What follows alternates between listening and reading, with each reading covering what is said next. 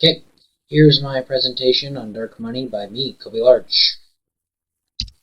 First slide. How connected do you feel your local or state representatives are to your everyday life and struggles? Can you think of a time when a law or policy felt directly shaped by people who didn't understand your lived reality? Uh, when it comes to me in Washington, I don't really think these lawmakers know the struggles of the everyday man. One of the main reasons I say this is because when you look at some of the bills being passed in Washington State, uh, for me, when I look at them, a good 75%, maybe 80% of them, of the bills that they are passing, is something I would not want passed, which is a drastic number.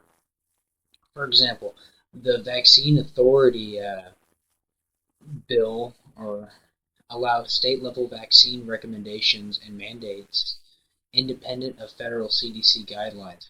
So this bill is essentially giving the government the ability to mandate any vaccine they want, and allowing them to enforce consequences for not taking said vaccine. This will in turn make it so people will no longer have a choice in what they might put in their body, which I think is so ridiculous. Because who in Washington, or in America for that matter, would want to have the government tell them what to put in their body?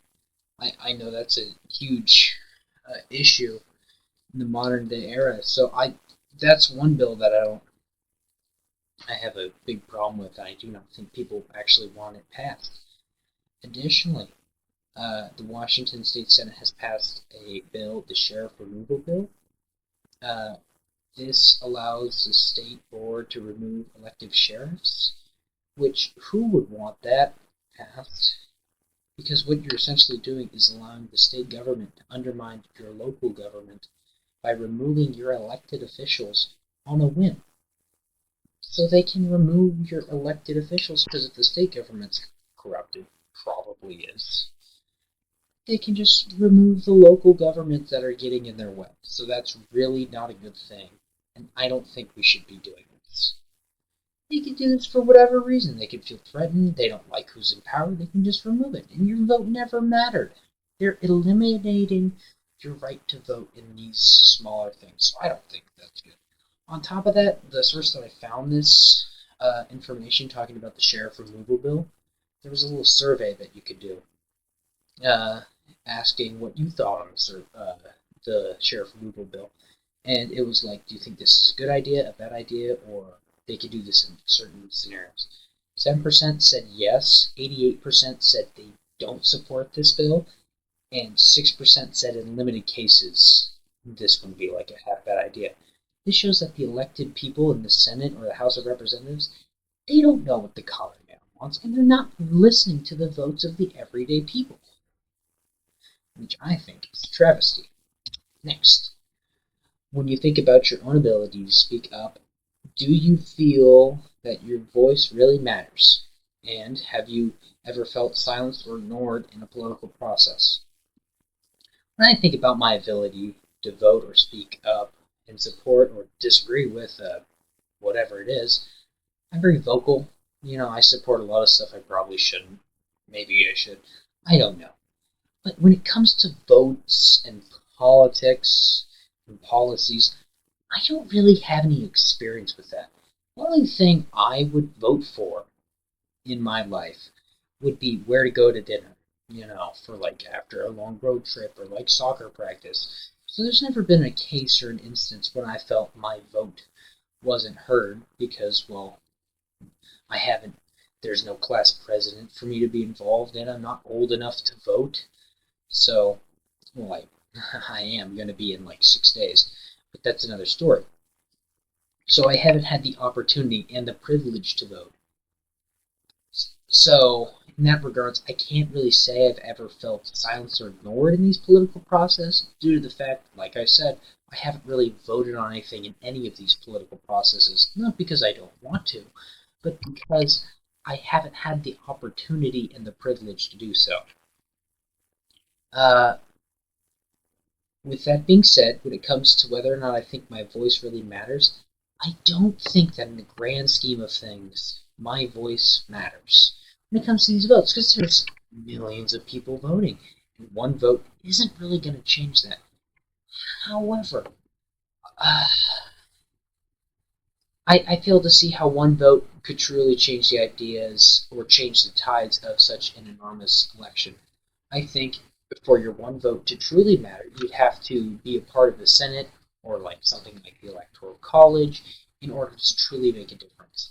However, with that being said, I do still think it's important to vote because your vote, while it may be insignificant in it by itself, when you start adding up these insignificant votes together, I can still determine the outcome of a vote in the election.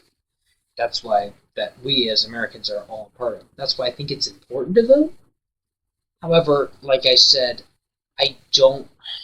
I I feel like it doesn't really matter. So therefore, I feel silenced and ignored in this political process because my vote has such little sway in these elections and or when it comes to electing these different representatives or the president, for example, because how do you evenly weigh the vote of one person and make them feel valued when there's so many votes and different opinions you have to consider? So it's a really hard thing to balance. Therefore, I feel like my voice is being heard, but that's not going to stop me from voting in the future. Slide. In your community, can you identify an issue where outside money or hidden influence seems to shape decisions more than the people who live there? How has that shaped your trust in local politics? One typical issue I can think of is the Carriager Solar Project. And this project was implemented in a town not too far from where I live. I can't remember where. But what had happened to that town was they put fields and fields of solar panels everywhere. It just looked horrible. Like, sure, there might be some, like, electricity benefit, but no one liked the look of them. They looked horrible. The only people that would ever vote for such a thing would be power companies or people who'd benefit from installing hundreds of thousands of fields of solar panels to benefit. While the people who live there, they didn't like it. Are you kidding me? Driving through that area that had these fields of solar panels, not only would you have the glare from the sun, which typical everyday thing to have, but then you'd have the glare from the solar panels getting into your eyes and your cars, and it not only did it look bad, but it was a pain to drive through. No one liked it. So after seeing what happened there, everyone in the community of Goldendale hated the bill. No one thought positively of it. I couldn't find a single person who would support it. Sure, they'd be like, maybe it'd be good for like the energy, maybe at lower costs, but they're not willing to sacrifice maybe a couple cents and lower energy to destroy the habitat and local ecosystem surrounding Woodville, along with its natural beauty. It's a terrible thing. So for this issue, I think that dark money was used to make these governors or other people in power support this bill, while the populace, like I said, was very strenuously opposed to this bill. While I think this made some people question the policy makers a bit more, and those in power, starting to question, like, what are they doing? Why would they ever support this? I don't think the passing of this bill made the local populace change their faith in the policymakers, mainly due to the fact that it's on hold right now. It's not actually being passed, thankfully. I don't want to see fields of solar panels. That would be atrocious. Not what I want to see. Okay, next slide. Uh, then select any city in Washington State and investigate any election in the last 10 years. Apply the main themes in the film Dark Money to your findings. Do you think dark money was used? Why or why not? Please be detailed in your answer. Okay, so on to the next part of the question. This part of the question, because this was a two-parter, I've split up the slides, I couldn't really fit all this on one slide. Okay, I chose to look into Dan Newhouse. In his elections, I believe that dark money was used in order to get him elected. There are a few reasons why I think that dark money was used, but let's start looking at the first thing. The first reason I think that dark money was used due to when you look and you compare the amount of money that he was able to acquire, and the fact the amount of money that his opponents were able to fundraise, the differences are shocking. It's not a mere like $75,000 off. It's like he has doubled the amount of money, if not quadruple, if not triple. These are like staggering numbers. He's got like 2 million. They've got like maybe $500,000. It's the amount of money he's getting to run his election is staggering. Maybe he's just a really popular guy, but it's just a huge difference in the amount of resources he's able to gain. I just can't wrap my head around and see how that would be reasonable. Yeah. Uh, okay. And then secondly, uh, and this isn't like comparing the total amount raised by the other parties. This is comparing the second most like prominent person. Not the most prominent, but the one who was able to receive the most funding out of everyone he ran against on those years. So to have such a great divide is ridiculous. But when you look at the percentages of how much funding he raised and how much he received from corporations, you realize that 40% of the money he received, he got from corporations and private investors, which, like, brother, that's a ridiculous amount. There's no justification for that. You can't. You mean to tell me if 40% of your income is from private investors, that's not going to shape how you run what you're doing? Some of these corporations gave him over $100,000 each, which is a substantial amount. That would surely make anyone change their mind on whatever stance they're doing. Hell, I know a ton of people who would do some insane things for $20.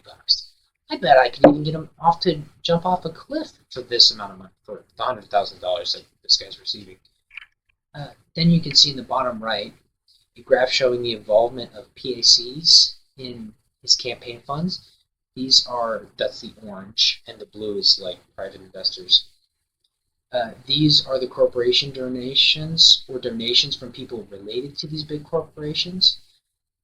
Not to mention, when you look from the funding he got from out of state or out of district, you can see that the majority of both came from outside sources, not from in-state or from in his district, showing that it's not the people in his states or districts that are voting him in, but outside sources. Which I think, yeah, no, that's exactly what you want. You want people from outside your state, outside your district, to be voting you in. That's what democracy is. So for those reasons, I think darkening issues. Here are my slides for my notes. Bam, bam, bam, bam, bam, bam, bam, bam, bam, bam. Okay, that's good, that's good, perfect. That should be it. Alright, bye.